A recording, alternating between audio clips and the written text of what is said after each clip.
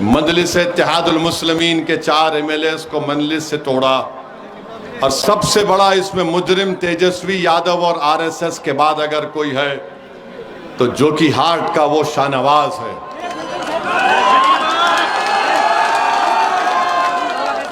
इसने पैसे लिए और बदनाम किया इजहार रस्वी साहब को। तेजस्वी, तुम एक बात सुन लो, तुमने इजहार रस्वी को छोड़ा, ना कोचा दामन ने इजहार रस्वी को छोड़ा, ना ओवैसी ने इजहार रस्वी को छोड़ा। हमको धोखा दिया और हमको इस्तेमाल किया। तो मेरे अजीज दोस्तों और बुजुर्गों, पहचानो इन लोगों को। उनको टिकट देते हैं जो ट्रिपल तलाक के वक्त, CAA के कानून के वक्त बुलडोजर चल रहा है, एनकाउंटर हो रहा है, तमाम मुल्क में मस्जिदों पर हमले हो रहे हैं, केसेस बुक हो रहे हैं। ऐसे आदमी को लाकर तेजस्वी ने अपना टिकट दिया है। सोच समझ कर कोचा दामन की जनता अपना वोट का इस्तेमाल करना, और ये कोचा दामन मजलिस का है और हमेशा रहेगा इंशाअल्लाह ताला।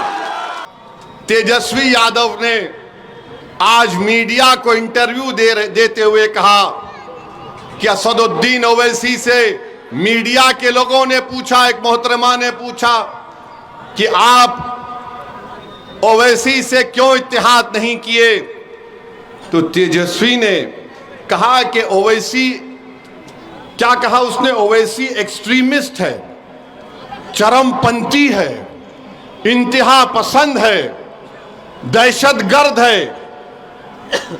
आप बताइए हमको, हम तेजस्वी को बोलेंगे बाबू एक्सट्रीमिस्ट को तुम जरा अंग्रेजी में लिख के बता दो।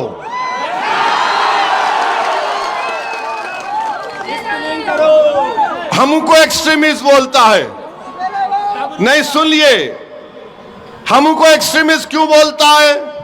इसलिए बोलता है कि मेरे चेहरे पे दाढ़ी है, सर पे टोपी है, मैं नमाजी हूं, मैं अल्लाह की इबादत करने वाला हूं, मैं किसी के आगे सर नहीं झुकाता सिवाय जमीन व आसमान के खालिक के, मैं किसी को मानता नहीं सिवाय अपने रब के, मेरी बीवी हिजाब करती है, मेरी बेटियां करती हैं, वो तमाम के तमाम कुरान की तिलावत करती हैं, मैं अपने मजहब पर फख्र से चलता हूं। तो ये बोलता है ये एक्सट्रीमिस्ट है।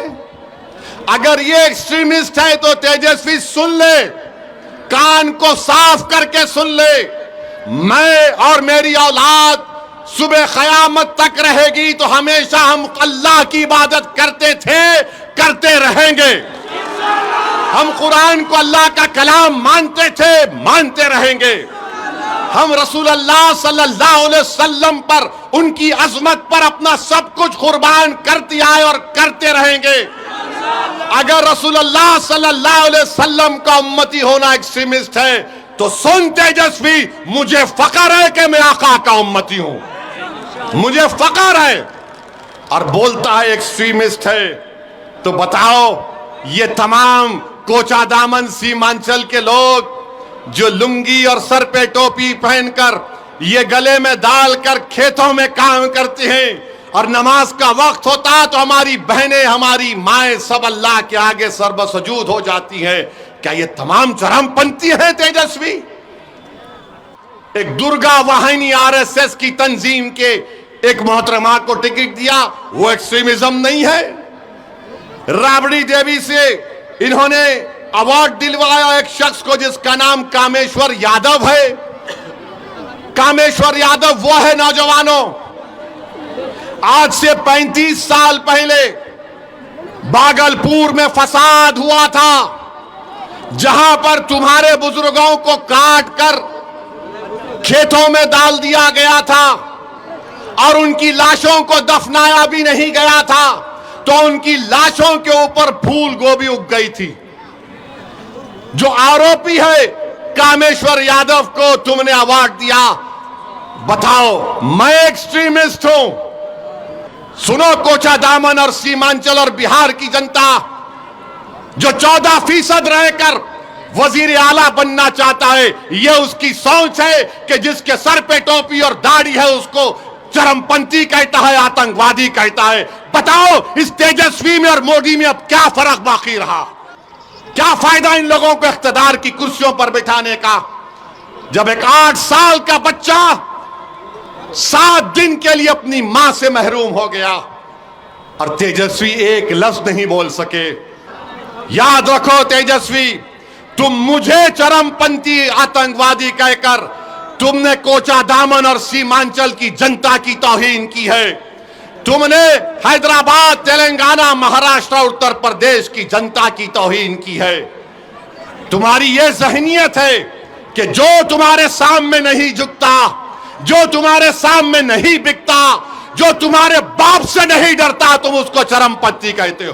अरे सुन तेजस्वी, जब भारत को जरूरत पड़ी पाकिस्तान के आतंकवाद के उस बुज़दिलाना हमले पहलगाम के बाद, तो जब मैंने भारत के पक्ष में बोलना शुरू किया तो पाकिस्तान के जालिम लोग बोल रहे थे कि भारत में एक ओवैसी है जो चरमपंथी है। तो मालूम हुआ पाकिस्तान के लोगों की जबान अब तेजस्वी बोल रहा है।